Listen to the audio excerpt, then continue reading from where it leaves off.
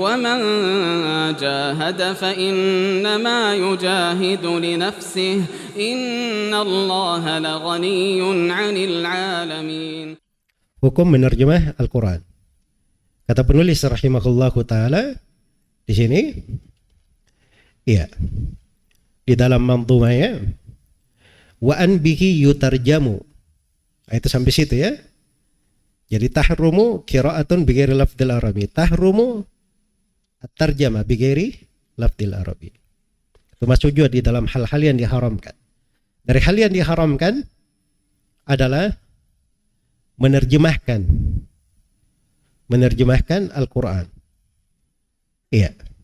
Apa yang artinya at-tarjamah, menerjemahkan?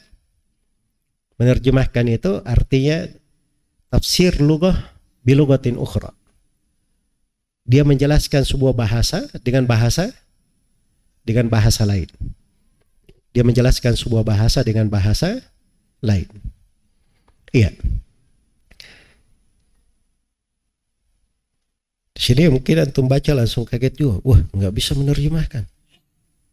Bagaimana maksudnya? Ya kan? Nah, perlu diketahui menerjemahkan itu ada dua penerjemahan. Ada at-tarjamah lafziyah, ada penerjemahan secara lafaz, dan ada tarjamah ma'nawiyah. Yang dilarang oleh penulis di sini tarjamah apa? Tarjamah lafziyah. Itu yang dilarang. Itu yang diharamkan. Karena Al-Quranul Karim itu dia ayat bayyinah. Kalau bahasa yang saya sebut tadi mukjizat pada seluruh kalimat-kalimatnya. Makanya kalau dipakai kata yang lain itu tidak mewakili. Itu tidak mewakili. Ada dalam bahasa Arab, kalau bahasa Indonesia sama. Misalnya ja'a. Ja artinya apa? Datang. Ata? Hah? Datang juga. Jelas ya? Tapi itu ada beda maknanya itu. Dari sudut kekuatan, sudut kecepatan, itu ada perbedaan makna disebut cara bahasa. Karena itu sebagian pakar bahasa menyebutkan tidak ada satu kata pun dalam bahasa Arab, walaupun dia dikatakan muradif misalnya, mirip, lalu dia mirip 100%. Itu enggak ada katanya dalam bahasa Arab. Ada mirip pada sebagian sudut, enggak mirip seluruhnya. Iya. Nah ini mungkin akan kita jelaskan nanti di pembahasan mutasyabih di uraian penulis.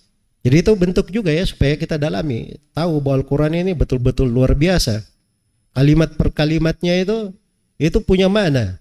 Kadang satu kata dari kalimat yang dipakai dalam Al-Quran itu memberi makna tidak ditunjukkan oleh hal yang lain.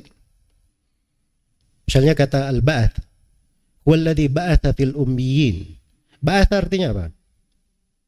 Hah? Bangkitkan kan? Bangkitkan itu pakai bahasa Indonesia qawwamahu, bangkitkan juga sama. Tapi ba'atha itu asal kata penggunaan dari mati dia menjadi hidup. Mati menjadi apa? Menjadi hidup. Jadi ketika disebut huwallazi ba'atha fil ummiyin, mengutus pada al-ummiyin, itu memang diutusnya Nabi itu seakan-akan menghidupkan mereka ini. Tadinya mereka mati, dihidupkan dengan kedatangan Nabi Sallallahu Alaihi Wasallam. Itu antum bisa petik makna yang indah dari makna apa? Dari satu kata. Dari satu kata. Nah, itu dahsyatnya itu ya kalau seorang masuk sudah di dalam pembahasan ulumul Quran. Antum sudah pegang dasar-dasar ilmunya, masuk di dalam buku-bukunya yang merinci. Wah itu betul-betul keajaiban itu. Makanya tidak heran kalau para ulama itu dia berada di rumahnya membaca saya terus, nah kerja lain, hidupnya bahagia dengan hal itu. Karena itu kenikmatan hidup tidak bisa dilukiskan dengan apa? Kata-kata di dalam tadabbur kepada Al-Quran itu. Ya subhanallah. Baik. Jadi katakan di sini tadi saya terangkan bahwa menerjemah Al-Quran ada berapa? Ada dua. Ada terjemah secara lafaz dan ada terjemah secara mana? Secara lafaz itu nggak boleh diterjemah. Tapi kalau secara makna, itulah yang berjalan sekarang. Itulah yang berjalan sekarang. Dan itu dibolehkan menurut pendapat yang paling kuatnya. Menurut pendapat yang paling kuatnya. Tapi siapa yang boleh menerjemahkan makna? Itu orang-orang ahli yang boleh menerjemahkan.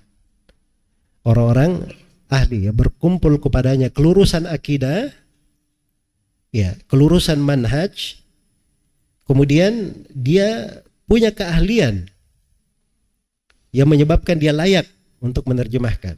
Dia tahu bahasa Arab, dia paham ulumul Quran, dia paham ilmu tafsir, dia punya pelengkap-pelengkap, lalu dia terjemahkan, itu baru cakep, bisa, nggak ada masalah.